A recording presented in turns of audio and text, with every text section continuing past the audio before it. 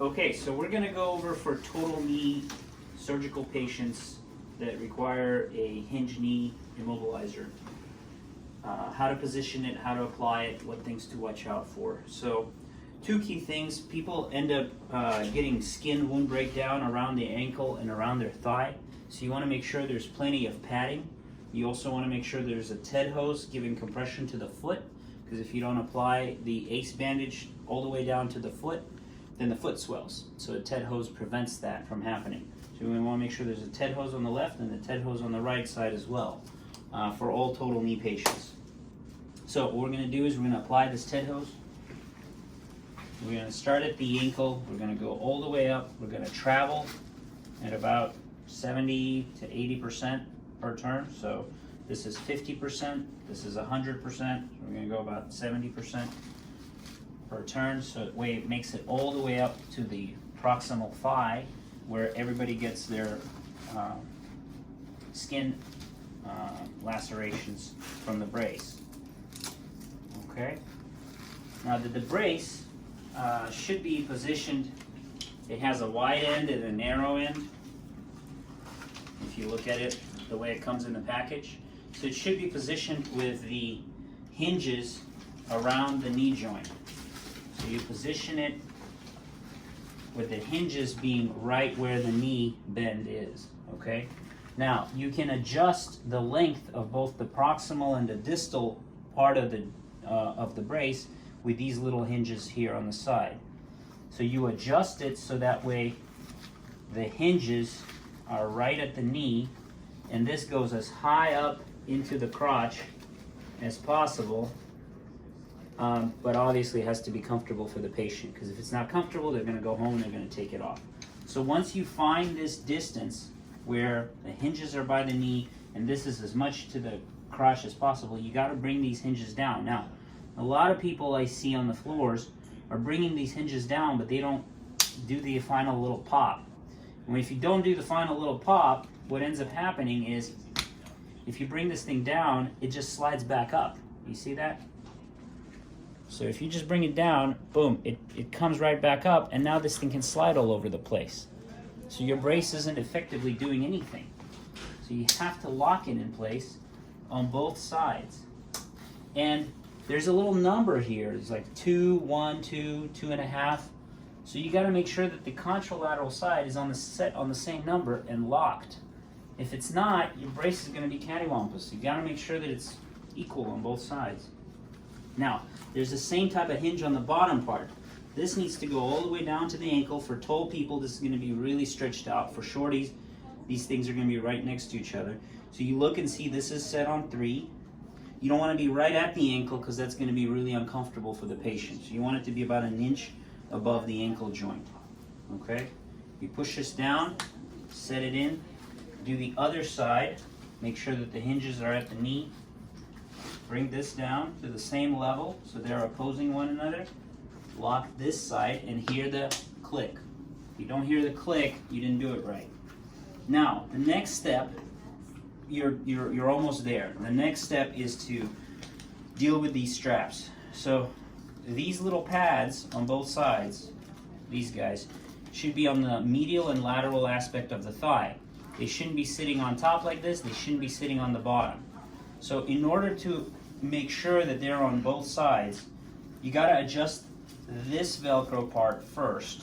So there's a Velcro part on every single medial side of the strap. You got to open this Velcro up. So you got to take it and undo the Velcro. When you undo the Velcro, it allows you to slide the posterior part of the strap down and make it fit to where there's no slack. There's no slack at the bottom over here. Okay? So once you have done that, you can lock this posterior strap in, and now you can just adjust the anterior strap by clipping it on here and pulling through this whatever the hell it's called. So now you're set. So I'll show you the way I see it most of the time on the floor. I see that the knee is strapped like this and like this. And it's super tight, but it's still not tight enough because the posterior strap is loose. So patient's knee looks like this. This anterior strap is tightened to the max, but if you lift up, this posterior strap is loose because nobody pulled this thing through. So the way you fix that, if you see that on the floor, is really easy. You just open this up, pull this through all the way so there's no slack in the bottom, and these things come to the medial and lateral side. Close this down, now tighten the anterior part. And now it's on correctly. Okay? So you just do that sequentially for every single one of these straps. Push this through, lock it, put this on the lock, pull this through, lock it. Same thing here. Pull this through, lock it, pull this through, and lock it. Now most of the time, when the patient's coming out of the operating room, most of the time I will want them locked in full extension. So there's two ways to do that. There's the extension dial, and then there's a flexion dial on these hinges. There's also a red button that allows you to just simply in full extension lock the joint, and now it can't go anywhere regardless of where this dial is set. But if you want to be certain that the patient doesn't if they need to be locked in extension, and you want to be certain that the patient doesn't accidentally hit this red button and gets motion, you can set this extension on 0 and set the flexion on 0, or close to 0, whatever, 10 degrees. Now if you do that, you know that even if they loosen this up, this won't go very far. Okay? You could probably put it all the way on 0 if you really extend the hinge. You don't have to. 10 degrees is sufficient. Okay? And if you just push this button and lock it out, now the whole thing is done.